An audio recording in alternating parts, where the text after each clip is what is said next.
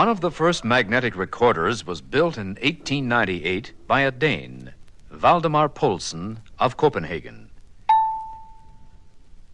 His method was to pass a steel wire through the varying field of an electromagnet, which was connected to a microphone. The wire thus became magnetized. The amount of magnetism varied along the length of the wire, just as the sound going into the microphone varied. When it was time to listen to the recording, the wire was run past the electromagnet again. This time, the electromagnet was connected to a telephone receiver, which reproduced the original sound. The modern development of plastic tape recording began in 1927 with experiments by Flümer, a German scientist who lived in Dresden. He tried coating plastic tape with iron oxide, commonly known as rust. In 1931, a German firm known by its initials AEG began the development of a machine to use this coated tape made of cellulose acetate. They called their tape recorder a magnetophone. By 1938, this machine, unknown outside Nazi Germany, was suitable for broadcasting. While the Germans had been researching plastic tape during World War II, the engineers in the United States had been working with steel wire. Finally, after the war, the United States learned of the German discoveries in coated plastic tape. Soon, tape recorders started to replace the earlier wire recorders. While most people thought of tape recorders as just another type of phonograph for preserving the sound of a live performance, some composers started to think of it as a creative tool, a machine on which music could actually be created.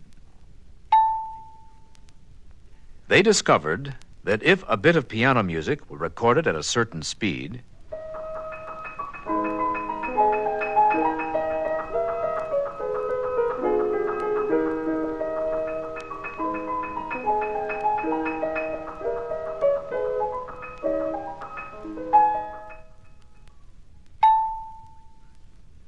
then played back at a faster speed,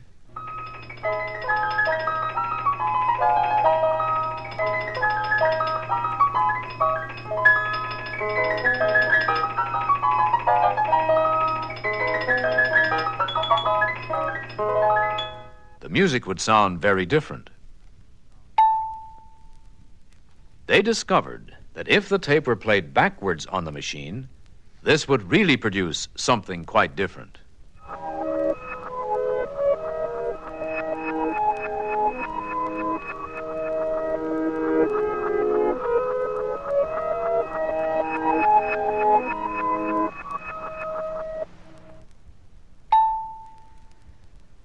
They learned that they could cut the tape up into little pieces and then put it back together again in a new pattern. This cutting of tape and putting it back together is called splicing. They discovered they could produce artificial echo, too.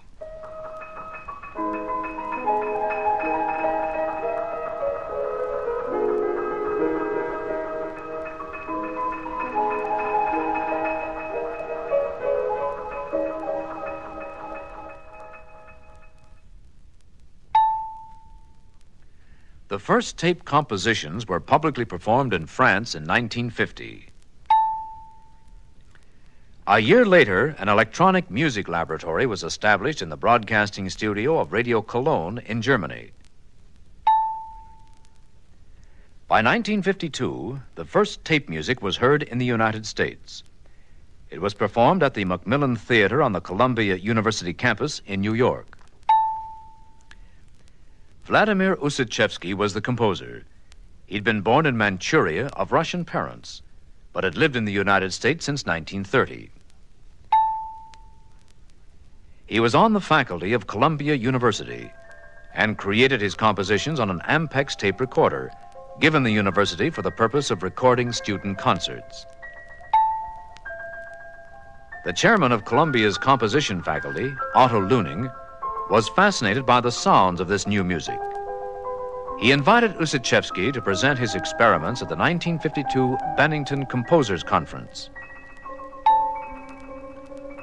At Bennington College in Vermont, Ussachevsky took control of the tape recorder and conducted a series of experiments involving violin, clarinet, piano, and vocal sounds. Luening became involved too, and with earphones and flute, began experimenting himself. Luening reported that after the demonstration, a number of composers solemnly congratulated him, saying, "This is it." It meaning the music of the future. Word was soon passed around about this experiment, and Ussachevsky and Luening were invited to produce a group of short pieces for a program to be held at New York's Museum of Modern Art. The concert took place on October 28, 1952. A New York newspaper reported the next day that it had been a long time in coming, but music and the machine were finally wed.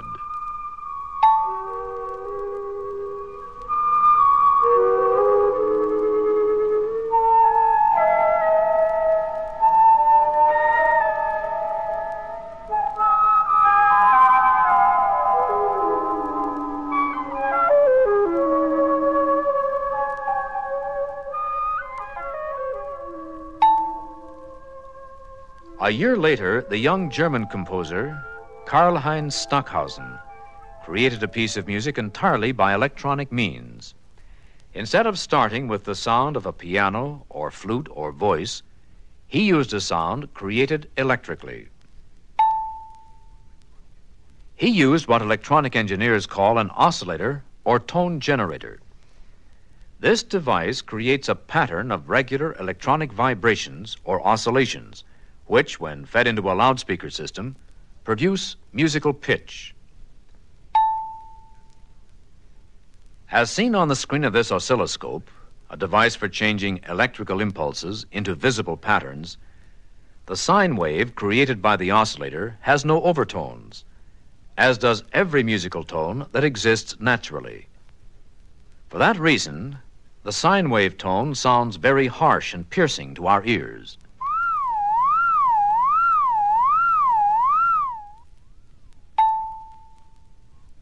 Stockhausen found that he needed to feed the tone generated by the oscillator into other electronic devices that would change it into sounds more pleasing to the ear. He experimented with additional sine wave generators, which gave him a more pleasing tone.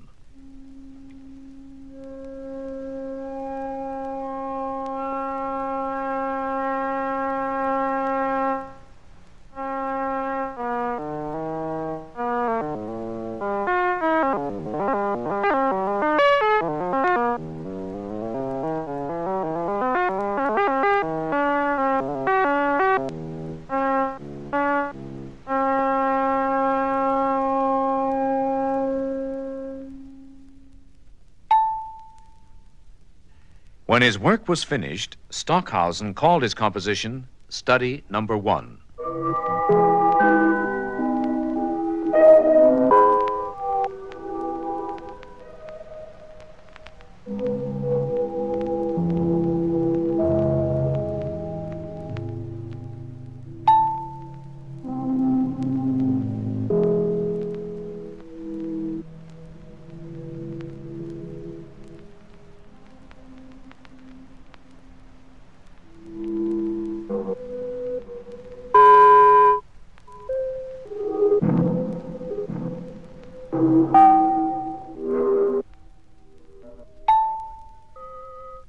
A year later, the Franco-American composer, Edgar Varese, tried combining the sounds of live music with tape sounds in Des Airs.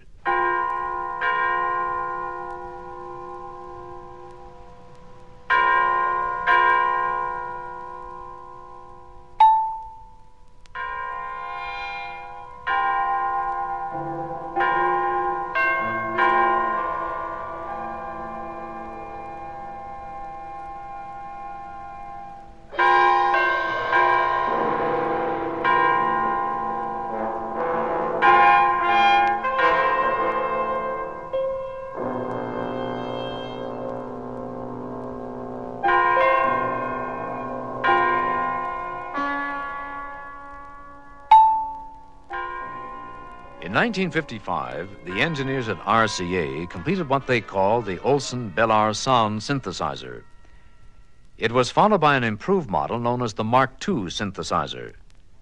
It is 20 feet long, 7 feet high, and costs $250,000.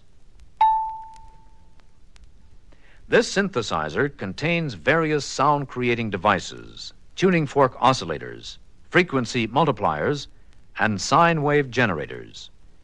It also contains all kinds of electrical gadgets for changing and modifying these tones, ring modulators, reverberation units, and so on. The Mark II synthesizer is a one-of-a-kind instrument and is housed at the Columbia-Princeton Electronic Music Center in New York City. Milton Babbitt of Princeton is perhaps the best-known composer who works with the Mark II synthesizer.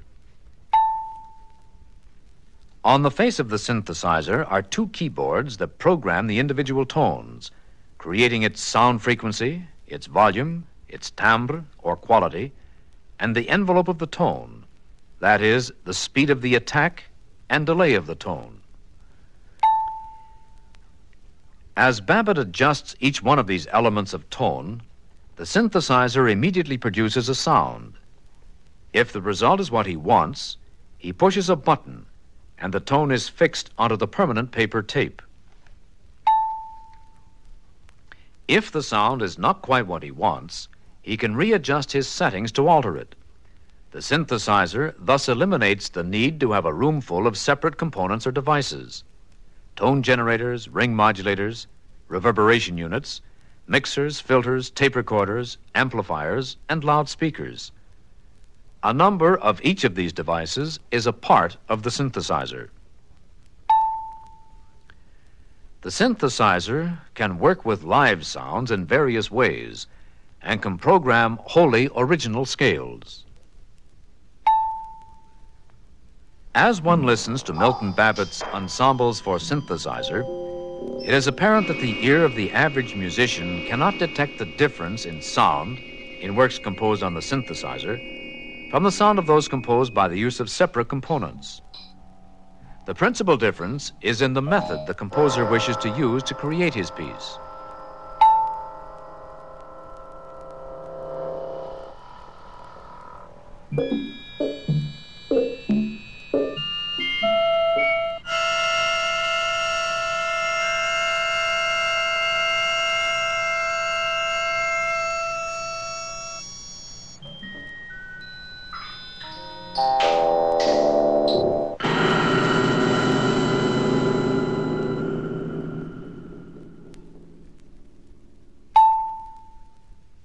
By the early 1960s, Robert A. Moog, an electrical engineer, had developed a synthesizer by using tiny transistors instead of the bulky, heat-giving vacuum tubes found in the RCA Mark II synthesizer. This meant that the Moog synthesizer occupied much less space and was considerably less expensive to purchase. Robert Moog even developed a portable version that could be taken into the concert hall. One of the biggest record hits of the 1960s was a performance of Bach's music realized on the Moog synthesizer by Walter Carlos, a gifted composer.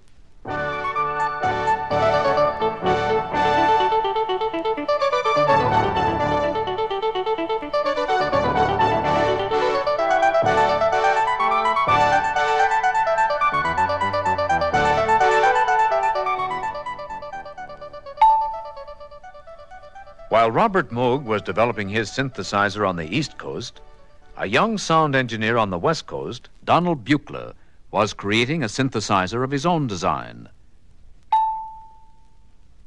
The resulting Buchla synthesizer was used by composer Morton Subotnick to create his electronic sounds for the record 2001, A Space Odyssey.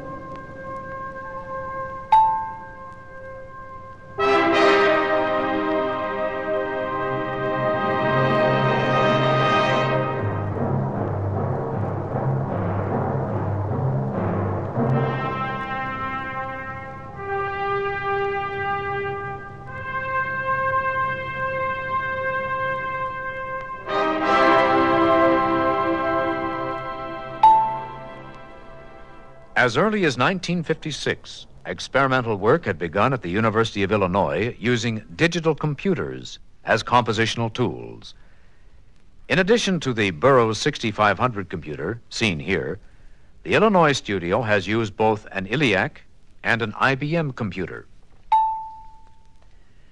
Unlike a synthesizer, which allows a composer such as Ussachevsky to listen to his sound as he twists knobs and plugs in patch chords, a computer produces no sound until all the mathematical equations have been fully worked out. The computer composer must work out the necessary mathematical equations for whatever basic sounds with which he wishes to work. Composers such as Herbert Brun of the University of Illinois Computer Center must program the computer, that is, schedule the computer, with reference to intervals and the frequency of their use, rhythmic patterns and the frequency of their use, dynamic levels, in short, all the traditional elements of music. These numbers and formulas, after they are computed, are read by the machine and converted into magnetic pulses on recording tape. Only when that resulting tape is played through a regular tape recorder is any sound heard.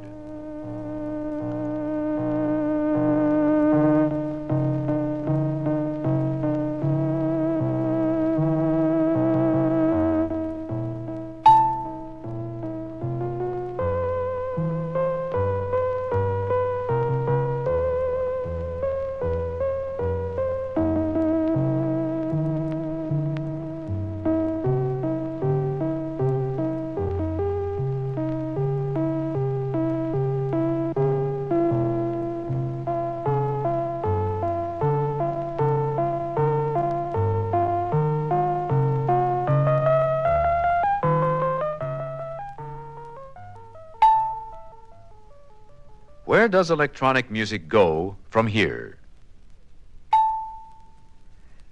As Otto Luning, the Dean of American Electronic Composers, tells his students, if we develop a sense of responsibility and a desire to bring satisfaction to a large number of individuals, our vision can become penetrating enough to draw on the greatness of the past, add to it our new findings, and move forward into a future that even now promises beautiful new experiences as yet undreamed of.